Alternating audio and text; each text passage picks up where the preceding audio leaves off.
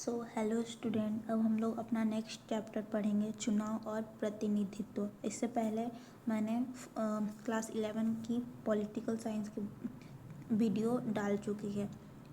First chapter, second chapter और ये third chapter है। ठीक है, तो हम लोग जानेंगे कि इस चैप्टर में क्या क्या पढ़ना है। पहले जान लेते हैं, उसके बाद पढ़ते हैं। ठीक है, तो इस टॉपिक में आप लोग को पढ़ना है। पहला टॉपिक रहेगा कि चुनाव क्या होता है। ठीक है, और दूसरा टॉपिक रहेगा कि यूनान में चुनाव प्रणाली कैसी थी। यूनान को ग्रीक भी बोला जाता है। ठीक है, और तीसरा टॉपिक रहेगा सार्वधिक वोट प्रणाली व्यवस्था। फोर्थ टॉपिक रहता होगा कि चुनाव आयोग क्या होता है और चुनाव आयोग वोट कैसे कराता है और चुनाव आयोग के कार्य क्या हैं, चुनाव आयोग की नियुक्ति कैसी होती थी और चुनाव आयोग के कार्य क्या हैं और पृथक निर्वाचित मंडल क्या होता है, आरक्षित चुनाव क्षेत्र क्या होता है, सार्वधिक वोट मत प्रणाली क्या होता है और सामुदायिक प्रतिनिधित्व व्यवस्था क्या होता है। ठीक है, चलिए शुरू करते हैं। तो सबसे पहले है कि चुनाव क्या होता है। तो जनता अपने लीडर को चुनती है, मतलब जनता अपने प्रतिनिधियों को चुनती है स्वयं, मतलब सरकार कैसे बनाती है। ठीक है, चुनाव चुने गए प्रतिनिधि सरकार बनते हैं और देश के शासन को चलाते हैं। लोकतंत्र में जनता की भागीदारी सबसे महत्वपूर्ण है। और फिर हम लोग आगे बढ़ेंगे।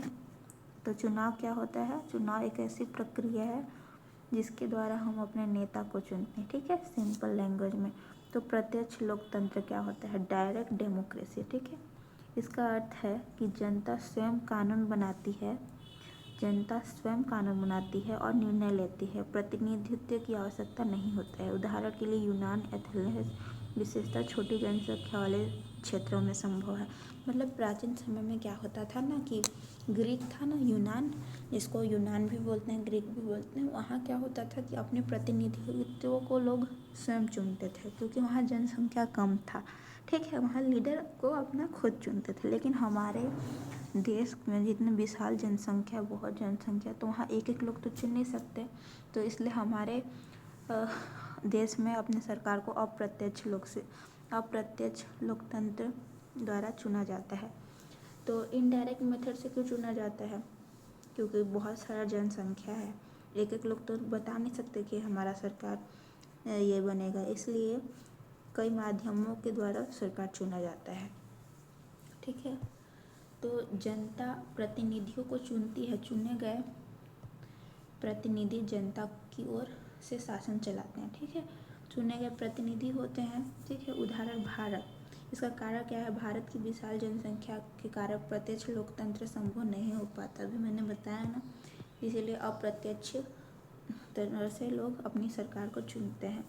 तो अब पढ़ते हैं हम लोग first past the post system, मतलब first past the post system क्या होता है। ठीक है, तो इसका मतलब होता है कि जो सबसे आगे वही जीते, जो सबसे आगे वही जीते। भारत में किस चुनाव को व्यवस्था अपनाया गया है, तो जो सबसे आगे वही जीते। इसका नियम है कि जिस उम्मीदवार को सबसे अधिक वोट मिलेगा वही विजयी होगा। ठीक है, बहुत आवश्यक बहुमत की जरूरत नहीं है, जो उसको जितना ज़्यादा वोट मिलेगा वो जीत जाता है। हमारे भारत में ऐसे होता है। ठीक है, उदाहरण के लिए 1948 लोकसभा चुनाव उल्लेख में FPTP प्रणाली को समझने के लिए किया जाता है। ठीक है, अब नेक्स्ट टॉपिक पढ़ेंगे चुनाव आयोग क्या होता है। तो मैं सिंपल लैंग्वेज में बता दूं कि चुनाव आयोग क्या होता है। चुनाव आयोग के द्वारा चुनाव कराया जाता है। चुनाव कराने की पूरी जिम्मेदारी चुनाव आयोग की होती है। ठीक है, इसकी स्थापना 25 जनवरी 1950 में हुआ था और इसके पहले मुख्य चुनाव आयुक्त और इसमें 3 चुनाव आयोग में शामिल होते हैं। पहले प्रमुख मुख्य चुनाव आयुक्त और 2 लोग रहते हैं चुनाव आयुक्त में। तो सबसे पहले जो चुनाव आयोग के अध्यक्ष थे वो सुकुमार सेन थे। ठीक है, कौन था, सुकुमार सेन। तो इसका प्रमुख कार्य क्या है, लोकसभा चुनाव करता है, लोकसभा का चुनाव करता है, राज्यसभा का चुनाव करता है, विधानसभा का चुनाव करवाता है, प्रधानमंत्री, राष्ट्रपति सभी का चुनाव यही करवाता है। राष्ट्रपति का चुनाव कराता है, उपराष्ट्रपति का चुनाव कराता है। इसका काम है मतदाता सूची तैयार करना, राजनीतिक दलों का पंजीकरण करना, चुनाव कार्यक्रम घोषित करना, चुनाव का परिणाम घोषित करना। मतलब ये डिसाइड करता है कि चुनाव कहाँ होगा, किस क्षेत्र में होगा, और चुनाव में पंजीकरण करवाता है, मतलब सबका नाम दर्ज करवाता है, और ये तय करता है कि चुनाव किस डेट को होगा, और ये सब वोट जितना आता है उसको गिनता है और फिर परिणाम घोषित करता है। इस तरह से इसकी पूरी जिम्मेदारी होती है चुनाव आयोग की। ठीक है, तो चुनाव आयोग का जो अध्यक्ष होते हैं उसका नियुक्ति कैसे होती है? तो चुनाव आयोग के अध्यक्ष की नियुक्ति राष्ट्रपति द्वारा होता है, उसका नियुक्ति राष्ट्रपति करता है। और पहले अध्यक्ष सुकुमार सेन थे। ये 6 वर्ष तक कार्य करते हैं, सबका ड्यूटी 6 वर्ष तक ही कार्यकाल होता है, और 65 साल तक उम्र लिमिट किया गया है। ठीक है, आगे बढ़ते हैं कि सार्वभौमिक वयस्क मताधिकार क्या होता है, हम लोग जानेंगे इस वीडियो में। ठीक है, तो इसको सिंपल लैंग्वेज में बोले तो बिना किसी भेदभाव के सभी जितने भी वयस्क लोग हैं, ठीक है, जो 18 साल के ऊपर हैं, उनको वोट डालने का अधिकार है। लेकिन पहले क्या होता था कि 1989 में 21 साल की उम्र में वोट डालने का अधिकार होता था, लेकिन अब ऐसा नहीं होता है। 18 वर्ष या उससे अधिक आयु के प्रत्येक भारतीय नागरिक, चाहे महिला हो, पुरुष हो, कोई भी जाति का हो, कोई भी धर्म का, कोई भी लिंग हो, सभी को वोट डालने का अधिकार है बिना किसी भेदभाव को। इसी को बोलते हैं सार्वभौमिक वयस्क मताधिकार। इसका फिर हम लोग पृथक निर्वाचिका मंडल क्या होता है पढ़ेंगे। तो पृथक वाचिका मंडल होता है किसी विशेष समुदाय का प्रतिनिधि उसी समुदाय के मतदाताओं द्वारा चुना जाता है। ठीक है, यानी कि कोई विशेष समुदाय का प्रतिनिधि उठता है और उसी के समुदाय के लोग उसको वोट देते हैं। ठीक है, इसमें ऐसा होता है। भारत में ये क्यों नहीं है? क्योंकि ये राष्ट्रीय एकता को हानि पहुंचाता है, राष्ट्रीय एकता को तोड़ता है, इसलिए भारत में इसे नहीं अपनाया गया। भारत में आरक्षण की प्रणाली अपनाया गया, आरक्षित चुनाव क्षेत्र का। तो इसमें क्या होता है, इसका अर्थ है कि कुछ निर्वाचन क्षेत्र SC ST के आरक्षित सीट होते हैं। चुनाव केवल आरक्षित वर्ग का उम्मीदवार लड़ सकता है, मतलब जिसके लिए सीट आरक्षित किया गया हो, लेकिन मतदान उसी क्षेत्र के सभी मतदाता करते हैं।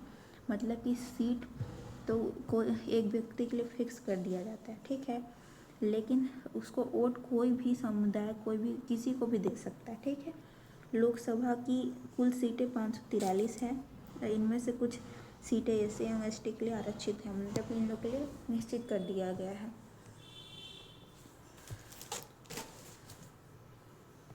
तो बता दूं कि SC के लिए सीट 79 किया गया है और ST के लिए सीट 43 कर दिया गया है। ठीक है, इन लोग के लिए सीट सुनिश्चित कर दिया गया है। तो इसका अर्थ है कि राजनीतिक दलों की जितने प्रतिशत वोट मिलते हैं लगभग उसी के अनुपात में सीटें मिलती हैं। ठीक है, और जितना प्रतिशत वोट मिलेगा, जैसे कि किसी को 30% मिला है, A को, ठीक है, A को 30% मिला है, B को 20% मिला है और C को कितना मिला है, 50%। ठीक है, तो बोल रहा है ना कि राजनीतिक दलों को जितने प्रतिशत के वोट मिलता है, मतलब एक दल है, 2 दल है, 3 दल है, तो उसको 30%, तो उसी के अनुपात में सीट मिलता है। मतलब इसको 3 मिलेगा, इसको 2 मिलेगा, इसको 5 सीट मिलेगा। ठीक है, तो इसमें होता है कि जो सबसे आगे वही जीते। तो इसका C का सबसे ज़्यादा है तो C जीत जाएगा, इस तरह से लगता होता है। ठीक है, पूरे देश को एक निर्वाचन क्षेत्र मानना, बहुसदस्यीय निर्वाचन क्षेत्र, एकल संकीर्ण मत प्रणाली अपनाया गया है। ठीक है, अब आगे बढ़ते हैं हम लोग।